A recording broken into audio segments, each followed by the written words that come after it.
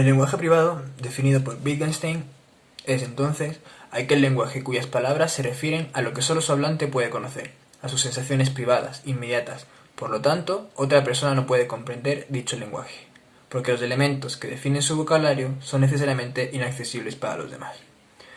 Este antiprivatismo es perfectamente heredable por el conductismo, por ejemplo, y también por cierta facción cognitivista, pues, como dice Wittgenstein, contrariamente a nuestras intuiciones, las aplicaciones correctas de la palabra dolor no dependen de que cada uno de nosotros identifiquemos correctamente nuestros dolores en nuestro interior, sino que es la gramática de dolor, el hecho de que exista una práctica estable en la que se usa la palabra la que le confiere significado y posibilita que se pueda hablar de sus usos correctos. No hay nada, independientemente de la propia práctica, que sea garante de las aplicaciones correctas.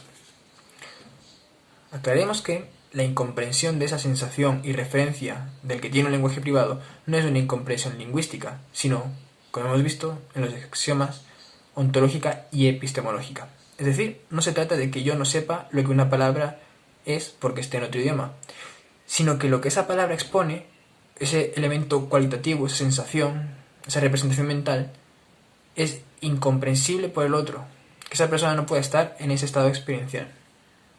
Dicho breve y mal, aunque lo profundizaremos, no es que yo invento un idioma donde dolor se diga pain, por ejemplo, y usted no entienda mi lenguaje, porque no tiene un diccionario de equivalencias, sino que el equivalente sería, digamos, no la inexistencia de un diccionario dolor-pain, sino el supuesto hipotético de que todo el mundo, excepto yo, careciera del sentido del tacto, de nervios sensibles al dolor, y entonces no pudieran tener esa experiencia.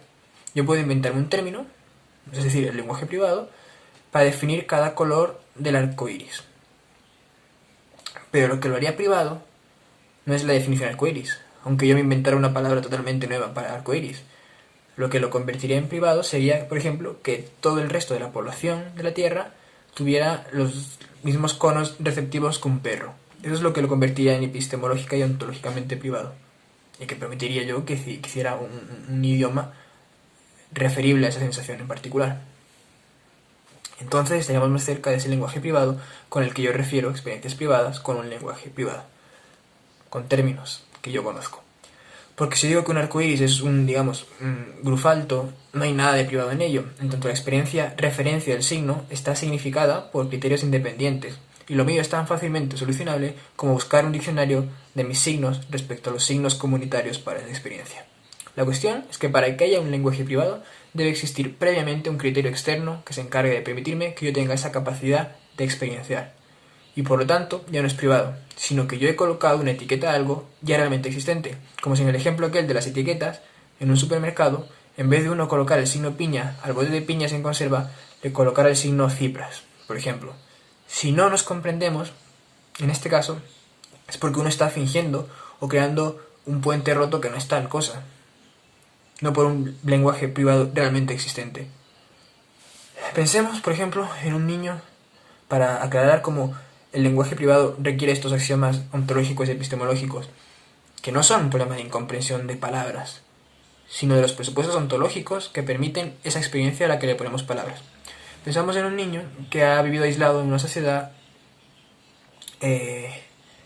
encerrado en una casa, digamos, donde ha estado absolutamente maltratado. Entonces no ha tenido contacto con esta sociedad comprensiva que le guiase por una educación sentimental. El niño ha vivido encerrado y maltratado por sus padres y tiene referencias para la sensación de miedo, de resentimiento, de hambre, de odio y de violencia. De saciedad ante el hambre también, de saciedad ante la sed. En fin, evidentemente tiene palabras para esto. Nadie le enseñó que existieran palabras como gratitud, compasión, cariño, etc. Un día, el muchacho decide escaparse de casa y dirigirse a una zona de la ciudad donde un grupo de jóvenes lo encuentran y deciden hacerse cargo y hacer amistad con él. Con mucho esfuerzo, a lo largo de meses de experiencias y de dolorosas circunstancias de apertura, de aprendizaje, el muchacho consigue aprender las experiencias de gratitud, compasión y cariño. Ha aumentado su lenguaje, además, y si regresara a casa para mostrarse a sus padres, sería sin duda un cambio crítico, un lenguaje nuevo y enriquecido por su parte respecto a lo existente en la casa. Pero ya no sería privado, en tanto se ha desarrollado por criterios externos y por otra comunidad que no es la de la casa, pero que ha permitido la experiencia bajo determinados criterios de esas sensaciones. No estaba en potestad de él, antes de salir de casa, dar a luz a esos nuevos términos. Quizás sí, por algún tipo de magia extravagante, podría haber dado a luz a estas nuevas secuencias fonéticas, pero esto no sería suficiente requisito para decir que ha hecho un lenguaje privado. Cuando colocamos la expresión usted no sabe lo que siento o usted no entiende mi dolor, no nos referimos a que tengamos una palabra distinta, sino a una experiencia a la que el otro no ha tenido acceso. Para que el niño haya tenido acceso a una experiencia que tiene un nombre, unos términos, unos adjetivos desconocidos en el mundo de esa casa, él ha estado presente ante criterios externos, signos ajenos. En cualquier caso, lo que se critica en este ejemplo de usted no sabe lo que siento, no es que lo que sintamos nosotros sea inexperimentable por nadie más, sino que la palabra con la que uno designa algo no alcanza para que el otro entienda la trascendencia y la gravedad del asunto. Pero bueno, eso es otro tema aparte. Podríamos haber dicho, como decía, que antes de escapar de la casa el niño hubiera sido capaz de establecer, por alguna magia, un lenguaje privado que refiriera a las expresiones gratitud, compasión y cariño. ¿Por qué hay algo así? Bueno, no lo sabemos, pero podría emitir sonidos para llamar así a cosas que ya conociera, sea un plato, sea una mesa, o sea odio, resentimiento, hambre, solo que bajo el nombre de gratitud, compasión, cariño. Pero eso no, evidentemente no implica la apertura a una experiencia epistemológica y ontológicamente privada. Y lo que de fuera sucede tampoco. Es una experiencia comunitaria, de igual modo. Solo se establecería como lenguaje privado cuando apareciera una experiencia que pudiera ser señalable con esos términos, pero para entonces, evidentemente, ya ha aparecido la práctica y la experiencia en la que colocar ese término. Por eso los ejemplos de artistas que establecen un lenguaje privado, o al menos los más famosos, son en ese sentido insuficientes para hablar de un lenguaje privado. Los ejemplos de Tolkien o de Burgess o de Cortázar no siguen ninguna práctica de lenguaje privado, por mucho que existan los neologismos. Porque estos neotérminos que únicamente el individuo que escribe, sea Tolkien, o sea Cortázar, o sea Vargas, son recursos exclusivamente de estos autores. Pero las referencias y los segmentos de la realidad y de la sensibilidad que los provocan son independientes de ellos. Y estos autores lo único que hacen es un trabajo de traducción, digamos. Por ejemplo, en Wikipedia podemos encontrar una traducción de casi todos los términos y neologismos de la naranja mecánica. De modo que de boccha sea muchacha, de don sea viejo, dengo sea dinero, dobo sea bueno, domo sea casa, dorogo sea estimado, dratzar sea pelar, drugo amigo, duco asomo y así. Es decir, es un simple problema de traducción. No estamos en el problema importante del lenguaje privado. Pensemos a su vez en el pasaje famoso de Rayuela. Se lee, apenas él amalaba el noema, a ella se le agolpaba el clemiso y caían en hidromurias, en salvajes ambonios, en sus taros exasperantes.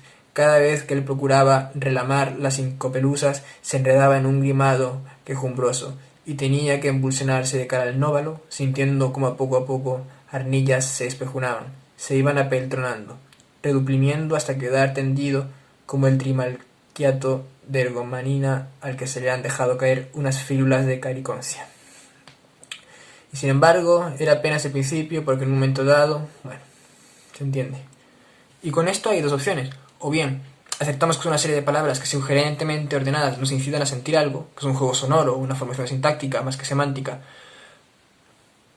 que nos indican sobre una escena quizás romántica o de intimidad o sexual, pero no podemos recurrir a referencias espaciales y temporales concretas, sino a visiones borrosas, y entonces no está sustituyendo al lenguaje humano, a las representaciones que extrae términos y precisos, o podemos decir que simplemente está haciendo una traducción que refiere a cosas que son de común conocimiento a todos, y entonces evidentemente no es un lenguaje privado. Pues hay personas que se dan la tarea de buscar las traducciones y construir traducciones que ellos intuyen del texto. Por ejemplo, hay una que es: apenas él amaba su cuerpo, a ella se le estremecía el alma y caían en gotas, en salvajes esferas, en sustancias exasperantes. Cada vez que procuraba lamer sus piernas, se enredaba en un gemido quejumbroso y tenía que contenerse de cara al orgasmo, sintiendo como a poco las rodillas se separaban, se iban correspondiendo, relacionando, hasta quedar tendido como el agua del mar.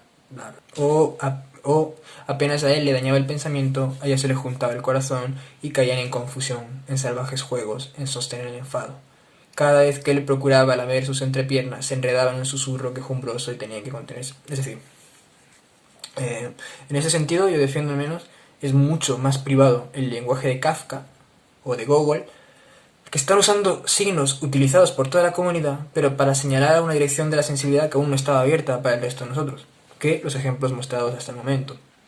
La cuestión en cualquier caso sería hallar un lenguaje que fuera ontológica y epistemológica y luego semánticamente privado. Es decir, que yo pudiera crear significados, comprender su presencia y nombrarla.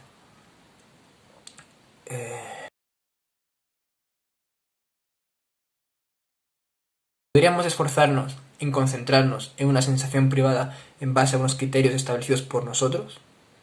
Bueno, eso es algo muy difícil de lograr, o de saber si es que se ha logrado, evidentemente, ¿no? Hacer el intento. Podemos pensar en un niño muy extravagante, en una burbuja mentalista como ningún otro, que no atienda a ninguna denominación del mundo externo, y filtre el significado de los contextos, que rechace tanto el mundo en que aparece una sensación pura, de tal modo que, bueno, una vez se ha caído en un parque y se ha raspado la rodilla. Entonces no pensará en esto me hace sentir mal, incómodo, ni nada similar, sino que abstraiga la pura sensación, incluso sin juicios de valor. Algo que, bueno, probablemente en el mundo realmente existente sería imposible, pero esto permitiría que el niño, concentrándose para sus adentros, como dice Wittgenstein, aislara esto como dolor y permitiera usarlo en una siguiente ocasión. Así que la siguiente vez que use dolor será, no por ejemplo, cuando alguien le diga una palabra hiriente o cuando sufra una migraña, sino digamos, cuando se queme tomando un café o incluso dolor cuando tome un vaso de leche caliente y gratificante una insoportable noche de invierno. Evidentemente no hay un criterio de corrección que pueda establecer cuál será la próxima sensación ante la que diga esto es dolor. Y tampoco puede ser que la persona esté equivocada, porque no hay ninguna referencia respecto a lo que equivocarse o no. Puede que determinada sensación, una representación de escozor, haga hilar una experiencia con otra. Y evidentemente seguiría siendo una referencia al mundo externo, es que eso es incuestionable. En cualquier caso, yo diría que esto ya es un intento de establecer un lenguaje privado, pues las sensaciones están ordenadas de una forma totalmente distinta, aunque no haya criterio de corrección estable, y en cualquier caso puede decirse que es un intento. Si es fracasado o no, queda en cada uno. Sería sin duda un lenguaje muy extravagante, cuya estabilidad dependería de una referencia, esencia, que el propio portador sería incapaz de sostener o justificar, y solo hacerlo en base a referencias externas, pues de algún modo ha aprendido que la sensación de quemazón es algo compartido por las experiencias anteriormente, digamos, la fricción o las altas temperaturas, etc. Pero incluso esta definición queda corta para lo que Wittgenstein propone. Él dice que el problema no está en que la persona no recuerde la conexión correcta. Es solo un intento, no hay nada que recordar porque nada se ha definido, dice él. La dificultad entonces de una definición privada está en que esa técnica no existe, ya que implicaría que el que defiende la existencia de un lenguaje privado inventa la técnica de esa aplicación o que ya la ha encontrado hecha.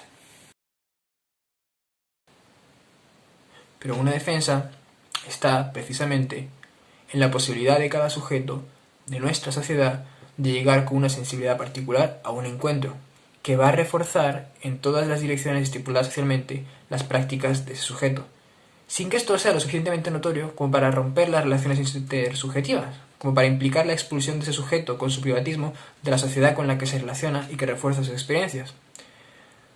Pues ¿qué haría falta para que quienes tienen en su caja una cucaracha y un escarabajo notaran en las prácticas que sus relaciones de objeto-práctica, hombre, son incompatibles?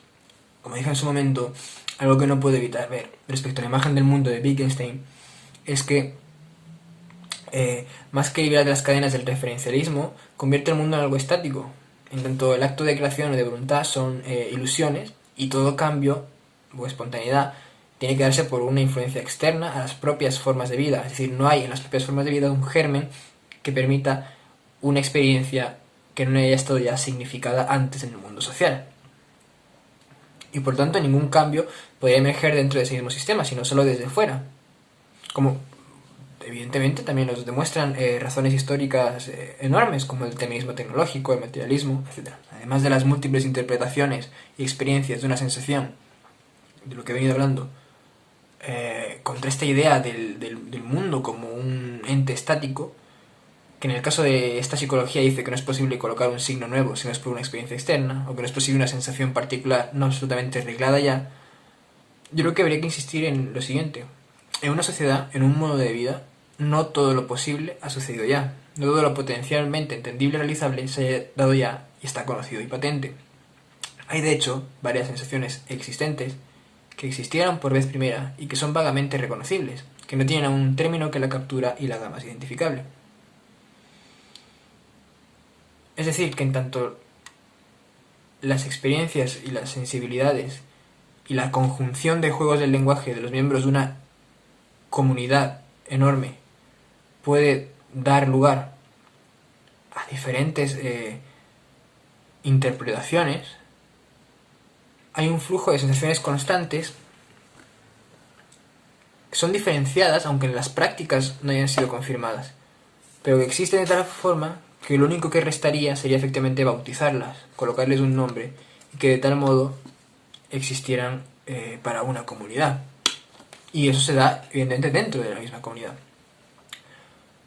Existen un montón de términos en otras sociedades, porque esas otras sociedades tienen valores, sensibilidades distintas, y por eso esos términos pueden aparecer en ellas. Lo mismo podría ocurrir en un nivel más atómico. Es decir, así como hay sociedades donde existe términos como wabi-sabi, que es encontrar belleza en las imperfecciones, o Waldenismarckade, que es el sentimiento de soledad y conexión con la naturaleza cuando estás solas en un bosque, o Tosca, que es una sensación enorme de angustia espiritual. Pueden haber sensibilidades particulares dentro de una comunidad más pequeña, a las cuales únicamente les faltaría el signo adjudicado. Pongo un ejemplo. Hay una sensación, que he visto bastante, de cierta repugnancia particular ante la visión que normalmente desde fuera siente quien ve al colaborador o soportador de su propia opresión, ¿no? Como la sensación del misógino europeo que siente especial desprecio hacia la mujer islámica que colabora con el machismo, más que con el propio hombre, o la mujer que perdona al novio abusivo, o al negro que colaboraba con el esclavista para beneficio suyo, o al judío que colaboraba durante la previa del holocausto. Entre todo ello, que existe y que tiene familiaridad, se puede dar mayor grado de existencia, por ejemplo, concediéndole una palabra. De hecho, hay muchas páginas en las que aparece ese recurso de experiencias que no tienen una palabra y que están culturalmente ya sensibilizadas entre determinados grupos, establecer una jerga particular.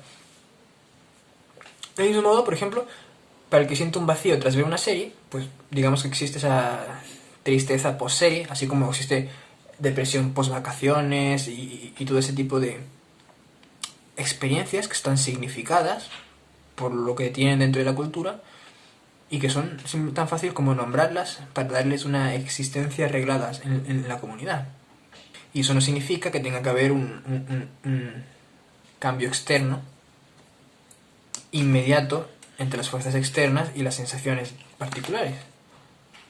Por ejemplo, como digo, para quien siente un vacío tras ver una serie, puede llamarle tristeza post-serie, depresión post-serie, y es algo que tiene igual familiaridad pues cuando uno termina de ver la serie Skins o American Beauty, pero no, por ejemplo, cuando no termina de escuchar un disco o de ver una obra de teatro o un partido de fútbol. Entonces, cuando se le coloca ese nombre entre miembros que están en posición por una similar sensibilidad de entender esas significaciones, esta aparece como una nueva entidad. Ha habido una condición que ha permitido esa percepción, esa sensación particular, y que eventualmente se volverá comunitaria si se normatiza bajo un nombre. No creo que sea metafísica barata ni nada de esto que estoy diciendo. Lo que digo es que en nuestra práctica vital hay situaciones que se presentan ante distintas sensibilidades, momentos novedosos, pioneros, de lucidez, que no rompen la comunicación entre sus hablantes y que sin embargo pueden existir, como a la espera de ser bautizados prácticamente. Pensemos, por ejemplo, en un curso de bachillerato mixto de X ciudad. En el curso entra una abeja, la profesora lo va a matar y las compañeras gritan para que no lo haga, porque, bueno, pobrecita la abeja y tal, convenciendo a la sorprendida profesora de que coja una cartulina y dedique tiempo a espantar a la abeja por la ventana en vez de matarla. Entonces un hombre, entre sorprendido, divertido y disgustado, dice: pues a mí no me da pena. Esa pena, ese término, puede ser entendido por ambas partes, pero la masculina, digamos, representada por este compañero o por todos los compañeros que estén ahí, puede decir que la otra mitad está usando inadecuadamente el término pena. ¿Considera que lo está aplicando erróneamente? ¿Pero qué? ¿El signo o la sensación? La cuestión de que no sepan qué es pena es similar al ejemplo de no saber qué es jugar al fútbol. No conocen cómo aplicarlo o no reaccionan al dolor o a la pena como se debería reaccionar. Porque el grupo de chicas pidieron a la profesora que la saque sin matarla, cosa que no es entendida o compartida por algunos varones. Inquiramos en la aspiración de hacer un lenguaje unitario, un solo juego de lenguaje para toda esa aula, para que la transparencia en los términos fuese total. Inquirimos en este comentario compartible de pues a mí no me da ninguna pena la abeja. Entonces unificamos el término de pena, tristeza, para que pueda ser igualmente utilizable por todos los miembros de este mundo que es el aula. Así que, bueno, digamos que los varones representados por este compañero definen pena como la sensación de tristeza que te da cuando un ser querido muere. Cuando un perro con el que llevas muchos años sufre y se pierde o le sucede alguna catástrofe. En fin, algo sencillito. En ese esfuerzo de hacer el lenguaje unitario y de compensar la simetría en la sensibilidad para solventar el error, las mujeres adaptan su lenguaje. Y para dar cabida a lo que ha sucedido ahí con la abeja, usan uno ligeramente distinto. Entonces, en vez de usar pena como lo han hecho hasta entonces, solo lo usan en expresiones que a los hombres causen pena, como la muerte de un hermano. Y usarán el término kurk a lo que han sentido porque la profesora no hubiese usado una cartulina para sacar a la abeja sana y salva en vez de aplastarla con un periódico. Entonces, para que pena se convierta en algo adecuado y pertinente, para que una palabra se use en experiencias y sensibilidades comunes, habría que crear un nuevo término. Esta nueva palabra, que forma parte de algo significado, no existía hasta entonces y nace ahora. No es una sensación nueva, pero explica la posibilidad del nacimiento de una palabra en base a una experiencia particular que no estaba siendo compartida por toda la comunidad clase. Existía, en tanto el historial de, digamos, la mitad de la clase, permitió una sensación particular. No indiferencia, sino dolor. Pero no la misma sensación, sin duda, que si murió un ser querido. Y estaba en espera de asignársele un signo. Podría decirse que es una propuesta tramposa, pues esa mitad de la clase, por su participación en su propia forma de vida particular, se ve inmersa en otros juegos y prácticas que no son los de ese curso. Y que da lugar a la existencia de esa sensación. Es decir, evidentemente siempre se recurren a otros criterios externos comunitarios, que les preceden y que son ajenos al aula, como el ejemplo del niño que sale de su casa y como prácticamente cualquier ejemplo. Pero lo que digo es eso precisamente, que la inmersión de un sujeto en distintos modos del lenguaje, que reflejan variaciones en una cosmovisión, permite una significación particular de cualquier experiencia, dentro de la serie de relaciones entretejidas, sea de la especie humana, sea de la cultura, sea que dentro de la cultura una comunidad, dentro de esa comunidad un grupo particular, y así atomizándolo hasta el individuo. Una experiencia como algo único que tiene cabida en la sociedad, pero también en el continuo devenir de los sujetos de las sociedades. Sin necesidad de recurrir ya a un Robinson Crusoe, como hace Ayer y que es absolutamente legítimo, se puede colocar un nuevo signo en la existencia como una imposición creativa, que luego tendrá una posterior aceptación, y que puedes empezar por dos sensibilidades cercanas, y luego una aceptación popular. Como dije de Kafka o de este ejemplo en el aula, en tanto las condiciones para que se den n número de cosas en una sociedad existen, aunque sean como potencialidades, sin que esto signifique que esas cosas ya hayan sucedido ya. Esto es, todo lo que es posible suceder dentro de un grupo no ha sucedido ya. Así, una combinación de las experiencias experienciables dentro de una comunidad provoca una visión, una aprehensión del mundo particular, lo que no significa, evidentemente, que esta misma no se vaya a extender por toda la sociedad, hasta hacerse rápidamente normativa. Pero no impide esa visión estática del mundo en que una persona tenga una sensación privada. No impide esta visión estática del mundo en la que la persona no puede tener una sensación privada. Esa sería mi proposición hacia la herencia del lenguaje privado de los dos axiomas primeros, ontológicos y epistemológicos, que se toman en la psicología.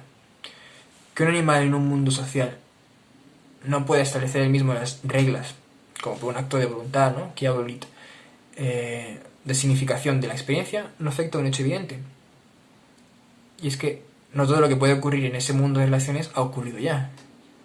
Que eso que está por ocurrir se significará en ese mundo y es susceptible de etiquetarse. Y que tanto distintas personas comparten varios juegos comunitarios, varias formas de vida, varias sensibilidades, este proceso, cuyo germen está dentro de las propias formas de vida, se da eventualmente. Y esto deriva de la propia naturaleza, de los parecidos de familia, de las formas de vida, de los juegos del lenguaje, sin renunciar a ninguno de esos términos wittgensteinianos. Podemos colocar un escenario edénico, mitológico, para mostrar cómo los desarrollos de primeras experiencias se pueden dar como un desarrollo natural de las propias posibilidades de esa forma de vida. Podemos imaginar una pequeña villa, cuyos pobladores son menos de 100, en un lugar recién fundado, ¿no?, al estilo de Macondo, y bueno, pues por el número que son, más o menos todos se conocen, hay algunas cosas que todavía no se han inventado, otras que no tienen nombre y se señalan con el dedo, etc. Entre las consideraciones sociales que ya han sido bautizadas está vergüenza, al menos a cierto punto. Sus criterios respecto a qué es vergüenza es similar a los nuestros. Vergüenza sería aquello que identificamos con una caída en público, con haber mostrado ignorancia respecto a algo que para los demás es evidente, como mostrarse torpe o incapaz frente a algo, etc. Sin embargo, en una ocasión sucede un acto novedoso. Una vecina, sin ningún rasgo particular, joven, sin enemistad con la persona contra la que comete ese acto, intenta robar una cabeza de ganado, siendo descubierta en el acto, y quedando su descubridor en un primer momento paralizado, sin saber cómo reaccionar, y luego con una especie de asco o de rabia que no identifica muy bien. Pronto pega un grito por el que se reúne en el pueblo, y quien rodea a la vecina que intentó robar la pieza del ganado la retiene. En esta nación, donde nunca se había cometido un delito o acto inmoral de ese tipo, esta mujer descubierta es expuesta frente al pueblo y siente un enorme malestar. Lo que ella siente, además, por familiaridad, será en este caso, pero podría haber sido cualquier otro término, de ineptitud, de torpeza, de maldad, vergüenza. Es una vergüenza que ninguna otra persona había sentido hasta entonces. De hecho, podría darse que ninguna otra persona en el pueblo al día siguiente evocara esas palabras. Podría definirlos con tristeza, infamia, repugnancia. Pero ese término ya sería el signo, cualquiera que fuese, referente de una experiencia ontológica y epistemológicamente particular, privada. La vergüenza, como cualquier experiencia mental, pero más aún algo tan social como el concepto de vergüenza, no puede ser una inmanencia, pero el criterio para reconocerlo no puede desarrollarse hasta no haber sido experimentado por un sujeto. Hasta aquí no quiero estar diciendo nada novedoso. En tanto una sensación es intencional, vergüenza es un signo que alude a una experiencia determinada. Intencional en el sentido brentaniano, no de predeterminada, preconcebida, voluntariosa. Vergüenza es un signo pertinente a cuando se cogió una pieza de ganado que no me pertenecía y todos descubrieron y tuvieron que mantenerla expuesta ante la mirada de los demás. Puede que, dadas las circunstancias, ya estuviese implícita la posibilidad de que eso fuera un acto digno de vergüenza, pero en tanto nunca se había dado esa situación, nunca se identificó que vergüenza pudiera ser también eso. Su significación no es esto es vergüenza moral, sino el juicio dado a esta persona me ha visto hacer el mal y quienes ven este mal son mis vecinos y tal. Esto genera una sensación. Y puede llamarse vergüenza, o RG6, o A245, o blub blub. Pero es identificable. Ese es el criterio. O sea, epistemológica y ontológicamente identificable. Y además es identificable cada vez que se acometan conductas similares, que le hagan sentirse de forma similar por las significaciones que tienen. Y el criterio es esa sensación que está socialmente mediada. No es más que la familiaridad de una experiencia fenoménica, que nunca es pura, pues no hay una experiencia pura de tristeza o de pena, sino una tristeza o una pena respecto a algo, ¿no? Es decir, algo proposicionable, como haber quedado expuesta ante con quienes he convivido por haber cometido el acto de robar sin tener un odio ni estar dispuesta a dañar a mi vecino. Tenemos entonces acontecimientos que aún no se han desarrollado, pero que no necesitan de una fuerza externa para desarrollarse, y acontecimientos cuya causa necesaria no está determinada práctica o conductistamente, y que por lo tanto pueden ser distintos entre dos usuarios de una comunidad. Lo que Wittgenstein parece haber dicho anteriormente, con su denegación del lenguaje privado, es que en tanto todo lo sensible es sensible porque tiene significado, que evidentemente está en el mundo y no en la persona, ninguna palabra es nueva, y por lo tanto ninguna puede ser privada, porque implicaría un aporte de algo que no esté ya dado. No consideraría esto que un mundo arreglado de determinada forma permita la aparición de una experiencia que tenga potencialidad, con una experiencia que todavía no se ha dado, pero que puede aparecer en ese mundo de significados. Soy consciente de que mi postura es vulgarmente mentalista y cartesiana y casi solipsista, pero la posibilidad de que aparezca una sensación que decide llamar de X modo ya justifica como criterio de corrección. Que algo aparezca dos veces implica familiaridad que puede emerger de la propia consideración del ego. Y esto es así en el hecho de la tristeza o de la vergüenza o del signo que se quiera adjudicar a esa nueva experiencia de robar granada. El hecho que permite que salga esta nueva denominación es un criterio, que no es una verdad absoluta, pero que lo... Igual que si vive una comunidad con una forma de vida particular. Lo que yo defiendo es que el criterio de corrección está dado por el yo, es decir, por la posibilidad de aparición de esta familiaridad. Yo lo planteo de cierto modo, que no parece solipsista, sino más bien circular, pero que a mí se me parece como intuitivo y cierto.